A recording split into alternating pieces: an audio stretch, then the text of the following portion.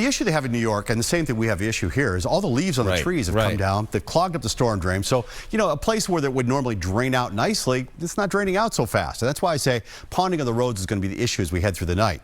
The other thing is the winds have been building out there. Now, the winds are out of the east right now, and you're starting to see those gusting 25, 30 miles an hour. What will happen tonight, once the rain ends, we get dry air moving in here, and the winds will switch around to the southwest. And when they do that, that's when they'll actually increase in intensity. So tomorrow, looking like a very windy day out there. Next 12 hours, all about the downpours and maybe an isolated rumble of thunder, although I've not seen any lightning showing up so far. And then our next threat really is going to be that wind building. As we talk about tomorrow, especially tomorrow afternoon, tomorrow night, it's going to be howling away. But looking ahead to the weekend, still looks sunny and dry. It will be a little windy on Saturday morning, but it should be backing off a little bit as we head towards Saturday afternoon. Now, we have to talk about Melissa. Melissa is still a Category 2 hurricane down here to the south, lifting its way just off to the west of Bermuda right now, but it's tracking almost 500 miles offshore, so no direct impact. But it is bringing all this tropical moisture up in this direction, and it's working with us in that front, and that's why we're seeing the downpours out there. So it's enhancing the rain more than anything else. And you see these bands of rain just kind of lifting their way northward. Heaviest has been down toward the Cape and the islands tonight. Very steady def going on right now. Once you get north of Plymouth, a little bit more of a broken up pattern that we're looking at. But even now, just finally getting to the North Shore, this is going to be with us for a few more hours. After we get past about 2, 3 o'clock in the morning, it's pretty much winding down. But with all the extra moisture sitting out there and cool enough temperatures, we've had some fog. Visibility in Worcester right now is 3/4 of a mile. In Boston, down to 2.5 miles. So a little bit reduced visibility from that. Plus you've got the rain, plus you've got the ponding of the roads. Be careful driving over the next few hours. Rainfall totals looks like we're going to add about another 1.5 inches, maybe 2 inches of rain to this before it's all over with. So a 1 to 3 inch rainfall with some pockets getting as much as 3 inches of rain.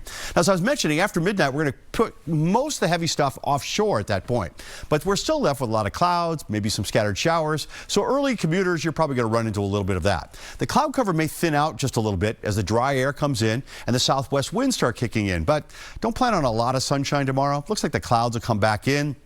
Can't rule out a stray shower here or there, but it's really light stuff that we're talking about. But those winds out of the southwest, they're going to be gusty, up around 50 miles an hour at the Cape and also elevated areas inland.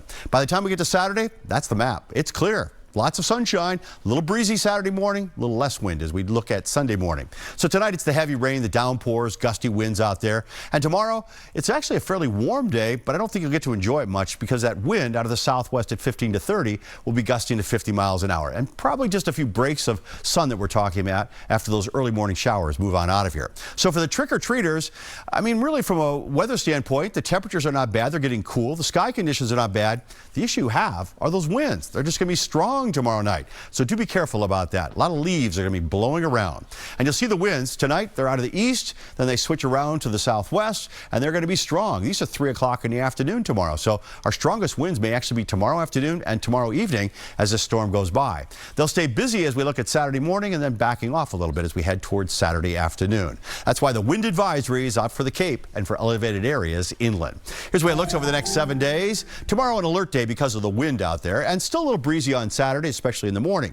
Your Sunday, chilly start to the day. If you're doing a little tailgating at the Patriots game, just keep that in mind. It will be cold, but we'll also warm things up in the afternoon. But that's also the day that the sun will be setting at 4:36 in the afternoon. Next week, we have chances of rain on Tuesday and Thursday, but not looking like too much. Heaviest rain is going on right now. Ed and Maria?